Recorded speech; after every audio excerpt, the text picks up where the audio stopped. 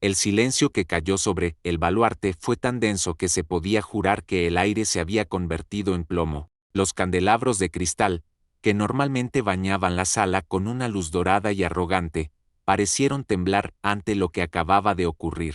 Don Arcadio Quintero, el viejo león, el hombre que había cimentado su imperio sobre una montaña de huesos y pactos de sangre, acababa de cometer el error que marcaría el fin de su era. En este mundo, en el corazón de la bestia, hay reglas que ni siquiera los reyes pueden romper sin pagar un precio. No golpeas a una mujer frente a los hombres de tu propio hijo, no lo haces en el baluarte, ni en ninguna parte donde el honor todavía signifique algo más que una palabra vacía. Arcadio pensó que ella no era nadie, pensó que era una sombra, una pieza de mobiliario más en su palacio de excesos. Pensó que era invisible. Fue el error más catastrófico de su sangrienta vida. En lugar de desplomarse en el suelo, llorando o suplicando clemencia, Alanza Pinto se enderezó. Sus ojos, que durante meses habían permanecido bajos y sumisos, se clavaron en los del viejo patrón con una frialdad que congeló la sangre de los presentes.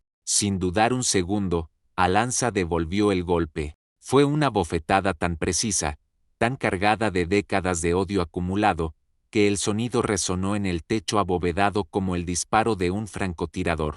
El viejo retrocedió, tropezando con su propia sombra. Su mano voló a su mejilla encendida, y la incredulidad se dibujó en cada arruga de su rostro curtido por el sol y el pecado. Pero no fue el golpe lo que detuvo el tiempo, fue lo que vino después. Mateo Quintero, el actual jefe del cartel y heredero de Arcadio, se levantó de su silla como una tormenta que toma forma humana. Su mano ya buscaba la culata de la pistola chapada en oro que llevaba al cinto, oculto bajo su traje italiano de $3,000. Pero Alanza no parpadeó, no pidió perdón, no mostró miedo, se inclinó hacia el oído del viejo Arcadio y susurró una sola palabra. No era español, sino un término antiguo, un código de honor de las sierras que no se escuchaba en esas paredes desde las guerras de exterminio de los años 70. Judas, susurró ella, con una voz que arrastraba el frío de las tumbas olvidadas. El traidor de la sangre. La mano de Mateo se congeló. El color desapareció del rostro de la vieja guardia. Hombres que habían matado a cientos, pero que sabían perfectamente lo que esa palabra significaba. Significaba una sentencia. Significaba que el pasado no estaba muerto, sino que acababa de entrar por la puerta principal llevando una bandeja de plata. En ese latido de silencio absoluto, todos en el baluarte comprendieron la misma y terrible verdad. Esta no era solo una mesera torpe que había derramado una botella cara, era un fantasma que regresaba de una masacre que todos creían enterrada bajo la tierra roja de Zacatecas. Era una sobreviviente que cargaba pruebas capaces de desintegrar la dinastía Quintero desde adentro, antes de que el sol volviera a salir. Y afuera, en la oscuridad de la capital que comenzaba a cerrarse como un sudario, el cartel del sol negro ya estaba cortando las líneas de energía. Los lobos estaban en la puerta. Un fantasma de una matanza, una palabra prohibida que puede destruir un imperio, y los rivales cerrando el cerco. Si estás escuchando esto ahora mismo, necesito que entiendas algo. Esta no es solo otra historia de venganza. Esta es la historia de una mujer que pasó 6 meses fingiendo ser invisible mientras planeaba la caída del hombre que masacró a toda su familia. Mis estadísticas muestran que el 83% de ustedes aún no están suscritos. Pero si quieren ser testigos de cómo una sola palabra susurrada puede derrumbar una organización criminal de miles de millones de dólares, suscríbanse ahora mismo, porque Alanza Pinto está a punto de enseñarnos que, a veces, la venganza más letal no viene de una bala, sino de la verdad. Bienvenidos a la mesa de los traidores. Bienvenidos a la noche donde los secretos salen a morir. Porque hoy, después de 25 años de silencio, los muertos finalmente van a hablar. Y créeme, tienen mucho que decir. El baluarte no era un lugar que necesitara letreros luminosos ni publicidad en las revistas de la alta sociedad. En la Ciudad de México, si tenías el poder suficiente, sabías exactamente dónde estaba. Desde la calle, Parecía simplemente otra casona colonial, impecablemente restaurada en el corazón de San Ángel. Una estructura de piedra volcánica, balcones de hierro forjado que chorreaban bugambilias de un fucsia violento, y una elegancia del viejo mundo que satisfacía cualquier fantasía de sofisticación mexicana. Placas de bronce discretas, seguridad privada con guayaberas blancas y una regla inquebrantable, solo miembros. Pero Alanza conocía la verdad que se escondía tras los muros de cantera. Había pasado los últimos 6 meses estudiando cada grieta, cada susurro y cada debilidad de ese edificio. Sabía que la fachada renacentista ocultaba paredes de concreto reforzado capaces de resistir un asedio, que los elegantes ventanales tenían cristales blindados de un grosor suficiente para detener el calibre de un rifle de asalto. Sabía que la cava de vinos, con sus botellas de miles de dólares, tenía un fondo falso que conducía a un arsenal con suficiente fuego para armar a un pequeño ejército de sicarios. Incluso el mármol de los suelos, traído de Carrara, no había sido elegido por belleza, sino por practicidad. El mármol de alta calidad no se mancha si la sangre se limpia con la rapidez adecuada. El baluarte era el centro neurálgico donde el inframundo de la capital venía a hacer negocios. Bajo una capa de respetabilidad aristocrática, allí, los territorios se negociaban entre platos de mole negro y cortes de carne importada. Las deudas de vida se saldaban junto a botellas de tequila de edición limitada. Las alianzas se forjaban y se rompían entre los 7 tiempos de una cena de gala. Todos fingían ser simplemente empresarios exitosos disfrutando de la buena vida, no depredadores que limaban sus colmillos temporalmente para no morderse entre ellos. Alanza se movía por el comedor como una sombra que ha cobrado sustancia. Sus pasos no hacían ruido sobre la piedra pulida. Su presencia estaba cuidadosamente calibrada para ser olvidada en el momento en que salía del campo visual de alguien.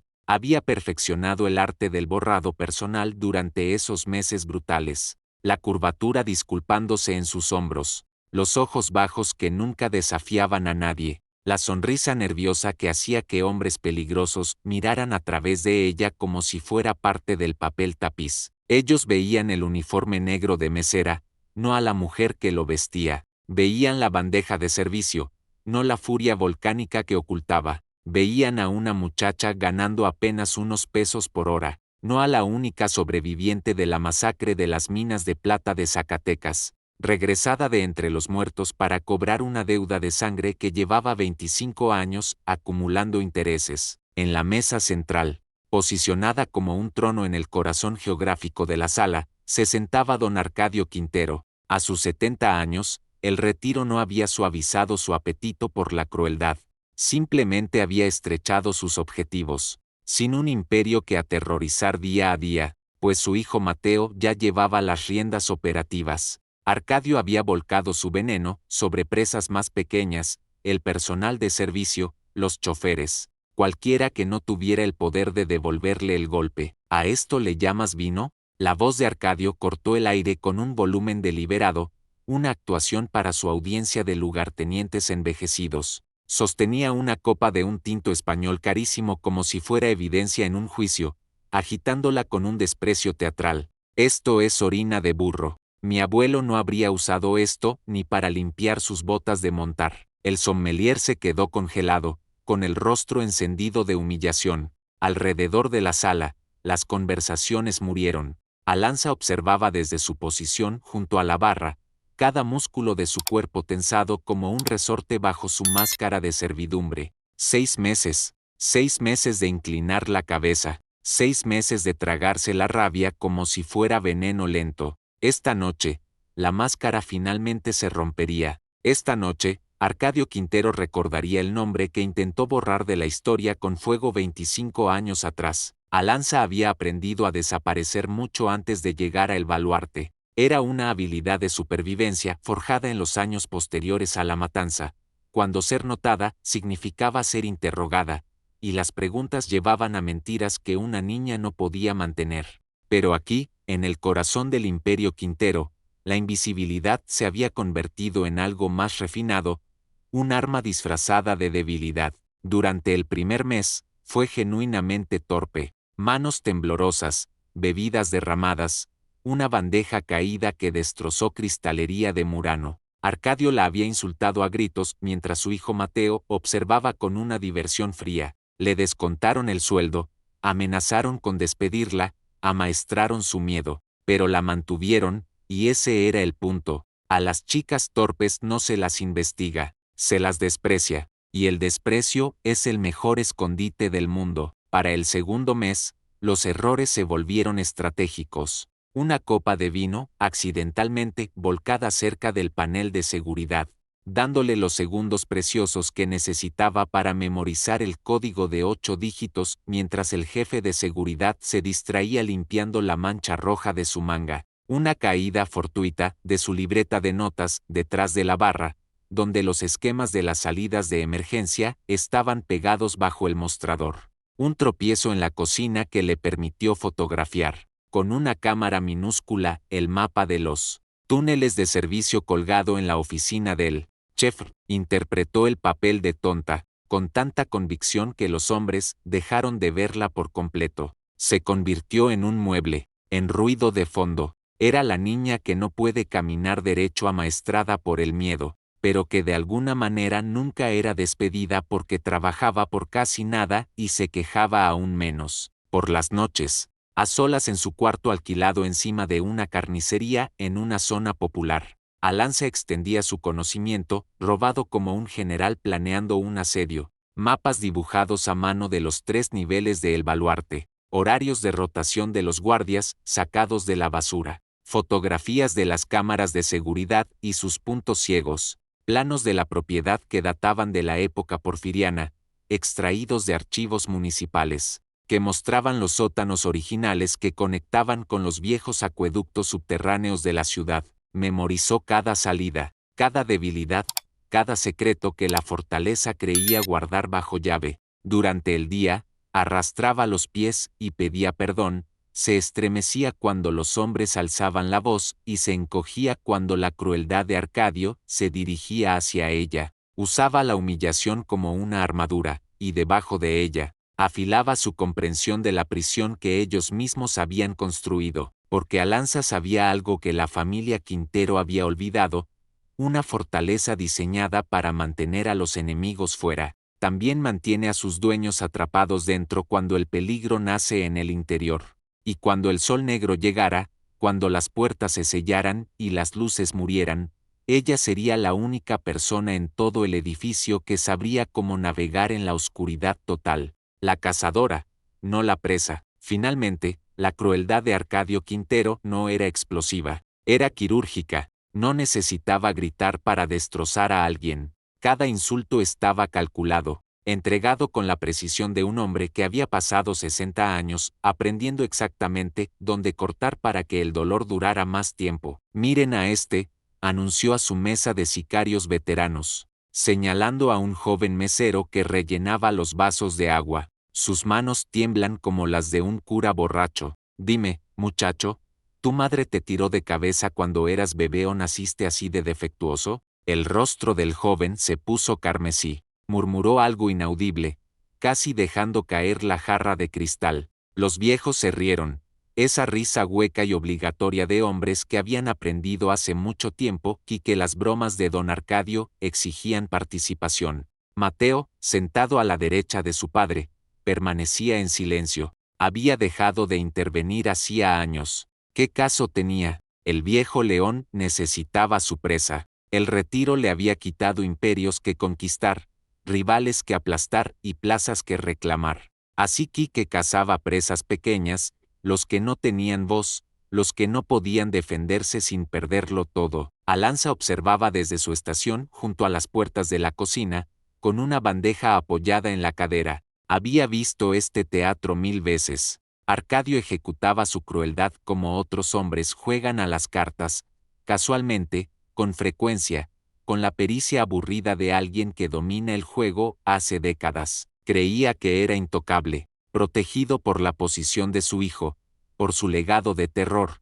por las décadas de miedo que su apellido aún inspiraba. Creía que sus secretos estaban enterrados tan profundamente que nadie tendría el valor de excavarlos. Creía que la masacre de las minas de plata era historia antigua, olvidada por todos excepto por los muertos. Estaba equivocado en todos los sentidos. Y esa noche, el pasado que él mismo había sepultado, se levantaría frente a él, vistiendo un uniforme de mesera y hablando el lenguaje de la justicia que el dinero no puede comprar. Alanza había ensayado este momento en su mente 1.000.000 de veces, cada variable calculada, cada reacción predicha. La caída de la bandeja no sería un accidente, sería una coreografía disfrazada de catástrofe. El escenario estaba listo, los actores en sus posiciones, y el telón estaba a punto de subir sobre el cadáver de la dinastía Quintero. La confrontación final de Alanza no fue un arrebato de ira, fue una ejecución técnica. Había ensayado este movimiento en las sombras de su cuarto hasta que sus músculos lo memorizaron como un rezo. Llevaba en sus manos la joya de la corona de la cava de El Baluarte, un Cabernet Sauvignon de una cosecha mítica, una botella de miles de dólares que Mateo Quintero había ordenado para impresionar a un enviado de los carteles del norte. Era el tipo de objeto cuya destrucción no se perdonaba con una simple disculpa. Al pasar junto a la mesa de don Arcadio, Alanza permitió que la punta de su zapato se enganchara, apenas 1 milímetro, en la pata de la silla tallada del viejo patrón. No fue un movimiento brusco, sino la conclusión natural de 6 meses de torpeza documentada. El tiempo pareció cristalizarse en el aire. La bandeja de plata se inclinó con una lentitud elegante y cruel. La botella se deslizó, girando sobre su propio eje en un arco perfecto, antes de estrellarse contra el mármol de Carrara. El sonido del cristal rompiéndose fue como el disparo de una ejecución. El vino rojo oscuro se desparramó por el suelo blanco, expandiéndose como un lago de sangre bajo la luz de las velas. El silencio que siguió fue absoluto, un vacío que succionó el oxígeno de la habitación. Estúpida de mierda. Arcadio se puso de pie antes de que el eco del estallido se apagara. Su rostro, generalmente de un tono canela seco, se tornó de un púrpura violento. ¿Tienes idea de lo que acabas de desperdiciar? ¿Es que eres completamente inútil? Alanza se dejó caer de rodillas, rodeada de vidrios rotos, estirando sus manos temblorosas en una actuación perfecta de pánico absoluto. Era la imagen misma de la fragilidad. Lo siento tanto, patrón. No fue mi intención. El suelo estaba resbaloso. Por favor, sollozó, dejando que las lágrimas, alimentadas por 25 años de luto, rodaran por sus mejillas. ¿Lo sientes? La mano de Arcadio salió disparada como la lengua de una víbora. Agarró la muñeca de Alanza con una fuerza que prometía moretones, tirando de ella hacia arriba hasta que sus rostros quedaron a centímetros. El aliento del viejo apestaba a tabaco caro y a una soberbia podrida. El lo siento no paga lo que acabas de destruir, ni la humillación de manchar mi mesa, pedazo de basura. Y entonces, sucedió. Arcadio lanzó un golpe con la palma abierta. La bofetada cruzó el rostro de Alanza con un chasquido seco que resonó contra las vigas del techo. La cabeza de la joven giró violentamente por el impacto. En ese mundo de hombres de hierro, ese golpe era la línea roja. Podías humillar al personal, podías insultar su linaje, pero no los golpeabas frente a testigos, no en el baluarte, donde la ilusión de civilización era lo único que los diferenciaba de los animales del monte. Mateo Quintero se levantó lentamente, su silla raspando el mármol con un sonido metálico. Papá, ya basta, advirtió con voz baja, pero el daño estaba hecho. Pero Alanza ya no se estaba encogiendo, se enderezó lentamente, dejando que la máscara de sumisión cayera al suelo junto con los pedazos de vidrio. Se tocó la mejilla encendida, casi con ternura, confirmando que el momento que había esperado toda su vida finalmente había llegado. Miró a Arcadio directamente a los ojos, y por primera vez en décadas, el viejo patrón vio algo que no reconoció, una mirada que no contenía miedo, ni súplica, sino una sentencia de muerte. Alanza sonrió. No era la mueca de una mesera asustada, sino la satisfacción gélida de un cazador que ve a su presa morder el anzuelo. Gracias, susurró ella. Su voz era clara, sin un gramo de temblor. He pasado toda mi vida esperando que me dieras el permiso de hacer esto, y con la velocidad de un rayo, Alanza le devolvió la bofetada. El sonido fue más fuerte, más seco, más definitivo. El viejo león retrocedió 2 pasos, el choque pintado en su rostro, en tonos de furia e incredulidad.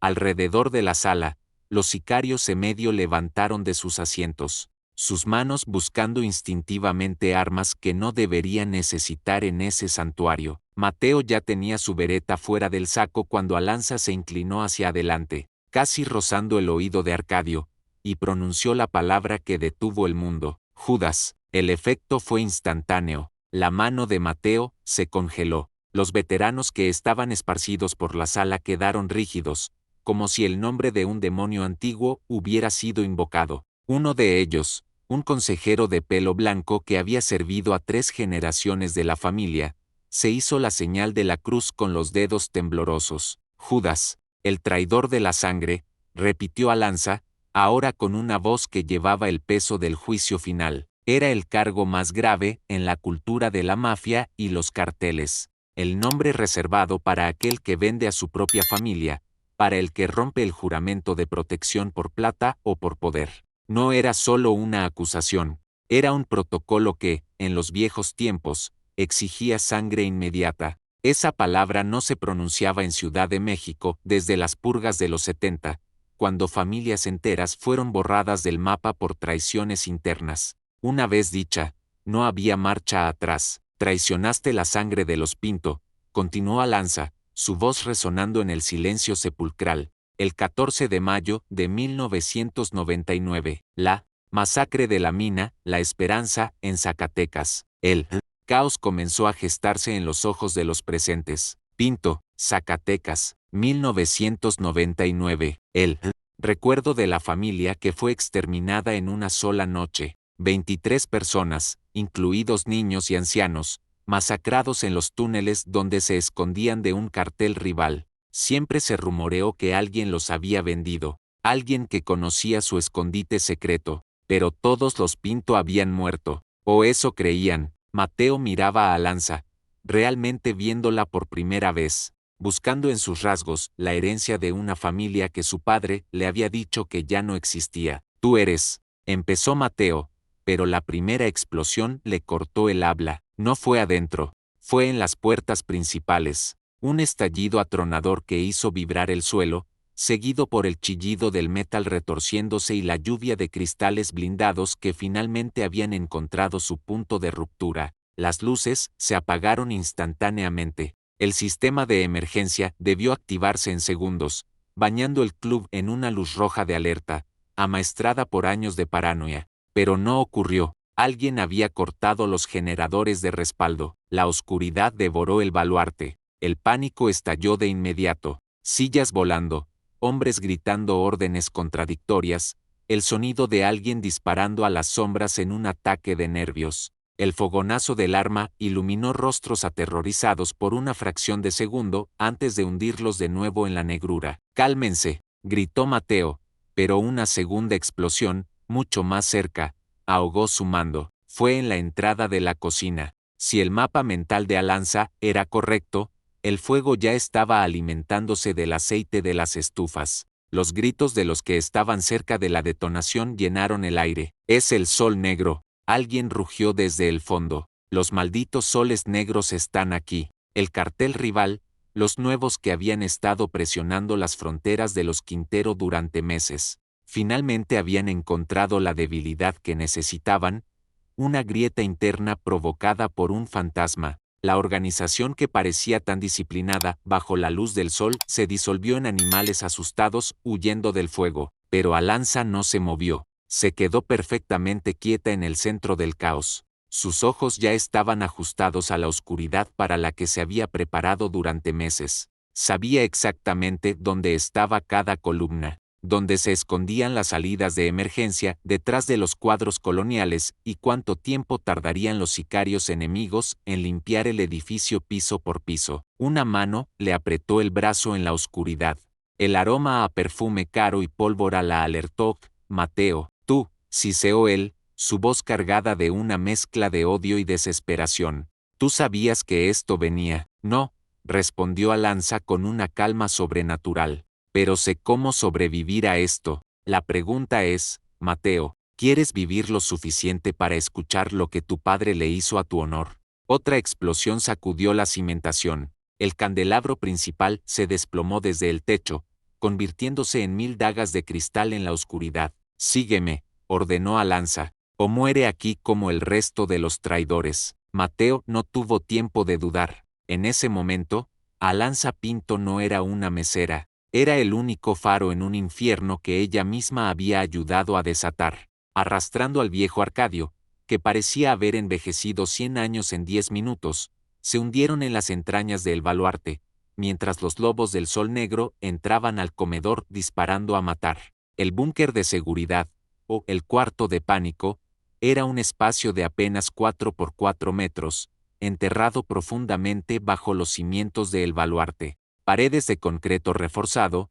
una puerta de acero capaz de detener un misil antitanque y un sistema de filtración de aire que ahora siseaba suavemente, manteniendo fuera el olor a pólvora y carne quemada que consumía el club arriba. 3 personas respiraban el mismo aire reciclado, 3 personas que, una hora antes, pertenecían a universos irreconciliables. Mateo Quintero estaba sentado contra una de las paredes, su bereta apoyada en la rodilla, apuntando casualmente a todo y a nada. Arcadio, el viejo león, estaba desplomado en una esquina, su arrogancia evaporada, convertido en una sombra pequeña y desesperada de lo que fue. Alanza permanecía de pie junto a la puerta pesada, escuchando los sonidos amortiguados de la fortaleza siendo desmantelada sistemáticamente por los sicarios del Sol Negro. Entrarán al arsenal en menos de 10 minutos, dijo Alanza con una voz conversacional, casi gélida.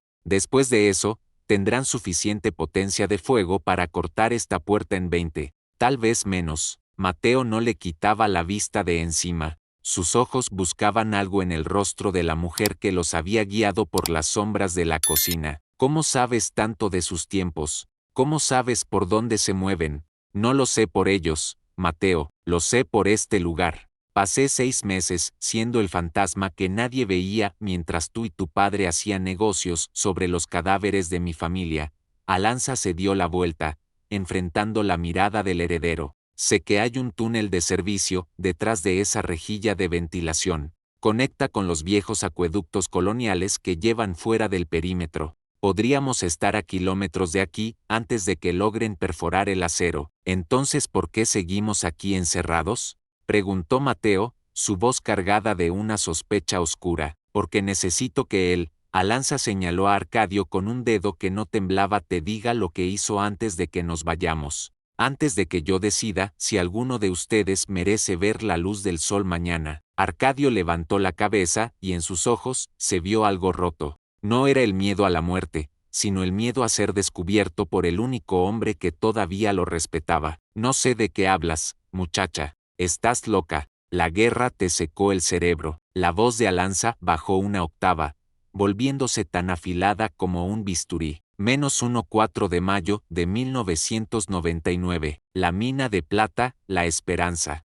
23 miembros de la familia Pinto, incluidos mis primos de 7 años. Tú les diste su ubicación a los hombres del cartel de la Sierra por $3 millones y la promesa de que te dejarían el control de la ruta de Zacatecas. El silencio en el búnker se volvió absoluto. Incluso los ecos de las explosiones arriba parecieron desvanecerse ante el peso de la acusación. Mateo se puso de pie lentamente, mirando a su padre. Papá, dime que está mintiendo. Alanza metió la mano en su uniforme y sacó un trozo de papel amarillento, doblado y desgastado por 25 años de haber sido guardado como una reliquia sagrada. Registros de una cuenta en Suiza. Mateo, $3 millones depositados. El 15 de mayo de 1999, día después de que mi familia muriera asfixiada en la oscuridad de la mina mientras tus hombres celebraban el trato. Dejó caer el papel a los pies de Mateo.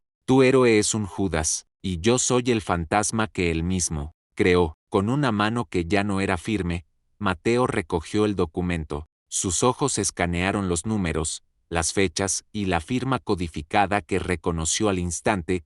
Era el trazo angular y autoritario de su padre. Yo tenía 7 años, continuó Alanza, y por primera vez su voz flaqueó por un segundo antes de endurecerse como el acero. Era lo suficientemente pequeña para esconderme en los ductos donde los adultos no cabían. Esa es la única razón por la que sigo respirando. Mi madre me empujó dentro de un respiradero y me dijo que no hiciera ruido, pasara lo que pasara. Escuché a mi familia morir durante 3 horas. Escuché cómo los ejecutaban uno por uno cuando el gas no terminó el trabajo. Gateé 1 kilómetro entre sangre y lodo antes de salir a la superficie. Miró fijamente a Arcadio, quien ahora evitaba cualquier contacto visual. Dile a tu hijo que miento, Arcadio. Dile que no vendiste a las mujeres y a los niños que te pidieron refugio. Era un negocio, Mateo, susurró finalmente el viejo, y su voz sonó como cristal rompiéndose.